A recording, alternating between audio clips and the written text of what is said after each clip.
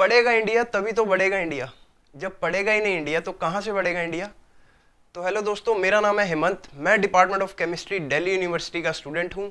ये इस साल मुझे फाइनल ईयर में आना था, लेकिन होली के बाद से कुछ भी नहीं हुआ है। और पहले तो मैं उन टीचर्स को थैंक्स करना चाहता हूँ जो अपना बेस्ट दे रहे हैं। इवन मैंने कुछ वीडियोस देखे कि जो फ्रिज में वेजिटेबल सेक्शन होता है वहाँ पर नोटबुक रख के वहाँ से वीडियो रिकॉर्ड कर रहे हैं। तो hats off to those teachers.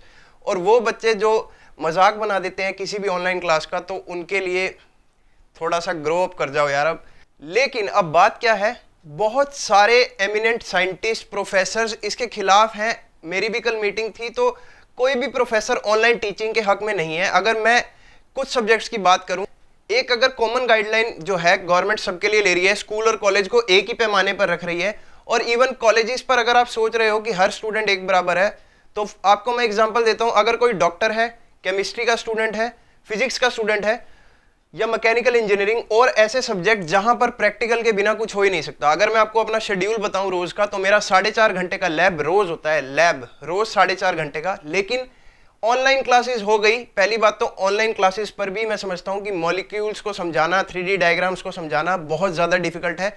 कोई भी प्रोफेसर इसके हक में नहीं है। जो एमिनेंट साइंटिस्ट हैं CNR राव केमिस्ट्री के, उन्होंने बोला है that online education can not inspire young minds. तो आप इस बात को समझ सकते हो कि online education as a substitute नहीं ले सकते हम। क्लासेस चल रही हैं तो कुछ समझ नहीं आ रहा, और हर एक बच्चे के पास क्लास का मैं कहता हूँ एक्सेस भी नहीं है। तो जो भी बच्चे या तो अब एडमिशन लिए हैं इस साल, या जो अपने फाइनल ईयर में है या सेकेंड ईयर में है, तो उनको मैं बताता हूँ, आपको कुछ हैशटैग्स दिखाता हूँ ट्विटर पर जो बच्चे ट्रेंड करना चाह रहे हैं, अपनी तरफ से कोशिश कर रहे हैं और मैं भी कोशिश कर रहा हूँ।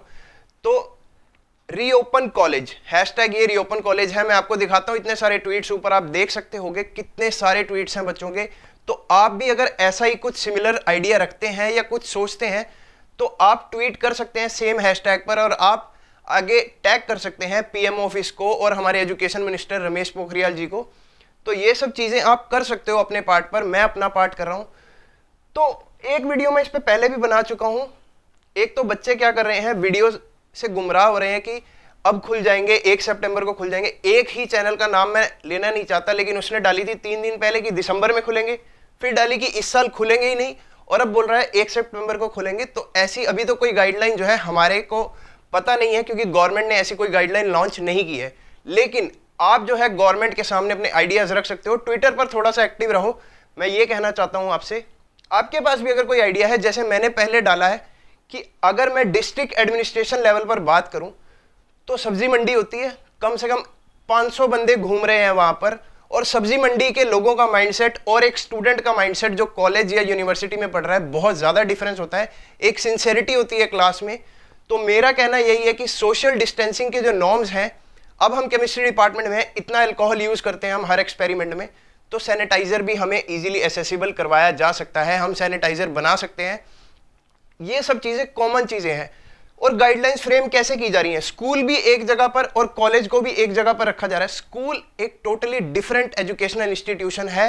वहां तो बच्चे कहेंगे कि हमें मत बुलाओ, क्योंकि उनको इतना फर्क नहीं पड़ता। आपको अगर मैं पूरा शेड्यूल बताऊं, तो मेरा एक दिन का 8 से 9 घंटा जो है वो डिपार्टमेंट में निकल जाता है। तो उसका सब्स्टिट्यूट आप कैसे करोगे। गवर्नमेंट कह रही है कि रिडक्शन ऑफ सिलेबस को हम इंट्रोड्यूस कर देंगे।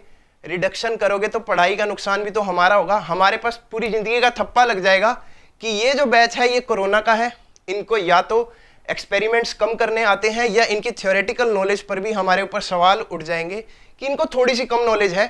तो हम इस चीज में तो सेक्रीफाइस नहीं कर सकते। जो सिलेबस है वो तो हमें पूरा का पूरा ही चाहिए। आप एक्सटेंड करो, लेकिन ये नहीं कि रिडक्शन ऑफ सिलेबस कर दिया। और एक पैरामीटर की भी बात है कि किस पैरामीटर के लिए आप इतना डिले कर रहे हो।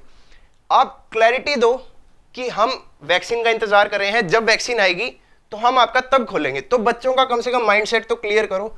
6 महीने हो गए हैं, 10 मार्च को अगर मैं होली पर आया था तो उसके बाद नहीं गया हूं। तो इतने टाइम में कोई भी एक स्पेसिफिक नहीं है कि हम किस चीज के लिए रुके हुए हैं। तो ये चीज पहले तो क्लैरिटी से बताई जाए।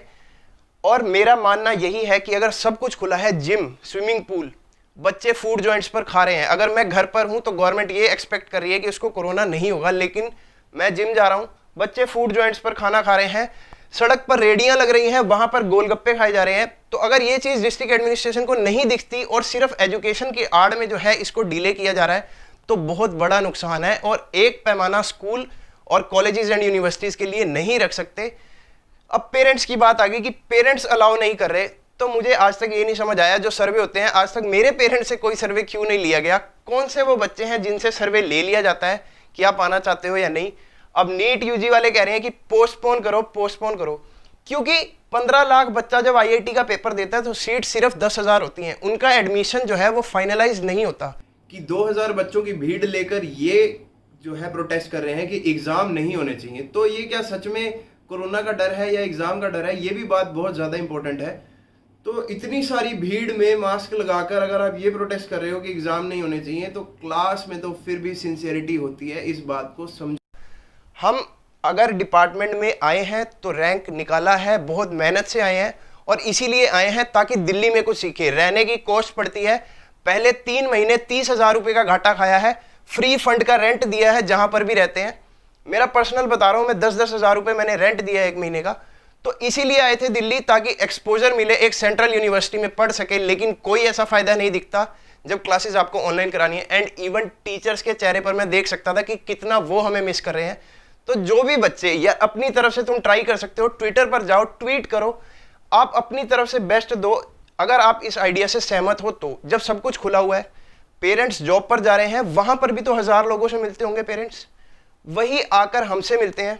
Wine shops, gyms, swimming pools, ये तो छोटे एग्जाम्पल है। राखी हुई थी, मिठाई की दुकानों पर इतनी भीड़ थी, मैं आपको ये भी पोस्ट सब दिखा सकता हूँ कि कितनी भीड़ थी। अपनी डिस्ट्रिक्ट की वीडियो मैं भी बना सकता हूँ, लेकिन मैं किसी डिस्ट्रिक्ट एडमिनिस्ट्रेशन में फ्लॉज नहीं निकालना चाहता। लेकिन आप अगर सब कुछ अलाउ कर रहे हो तो सिर्फ एजुकेशन को पीछे छोड़ दो, तो ये भी एक इकोनॉमी का पार्ट है। बच्चे अगर पढ़ेंगे, अच्छी जॉब लेंगे, तभी वो कंट्रीब्यूट करेंगे इंडिया की इकोनॉमी में। ऐसे नहीं चल सकता। ऑनलाइन एजुकेशन, मैं फिर से कहता हूँ, एक सब्सटीट्यूट की तरह आप नहीं ले सकते। बहुत सारे लैब एक्सपेरिमेंट हैं। आत्मनिर्भर हम हो जाएंगे अगर हमारे पास पहले पैसे तो हों। अगर एक एनएमआर की मशीन लेनी है तो करोड़ों की आती है। इतने आत्मनिर्भर नहीं हो सकते कि घर पर बैठकर एक्सपेरिमेंट कर दें, घर पर बैठकर सर्जरी कर दें। तो ये सब पॉसिबल नहीं है, थोड़ा सा सोचना पड़ेगा।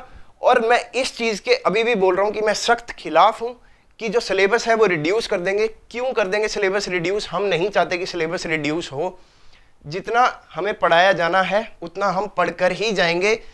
इसी चीज़ की फीस दे चुके हैं, इसी चीज़ के लिए पैसे खर्च रहे हैं, अच्छी यूनिवर्सिटीज़ में पढ़ रहे हैं। मैं भी अपने शहर में पढ़ सकता था, लेकिन दिल्ली यूनिवर्सिटी जाकर पढ़ने का एक ही मोटिव होता है कि कुछ सीखें।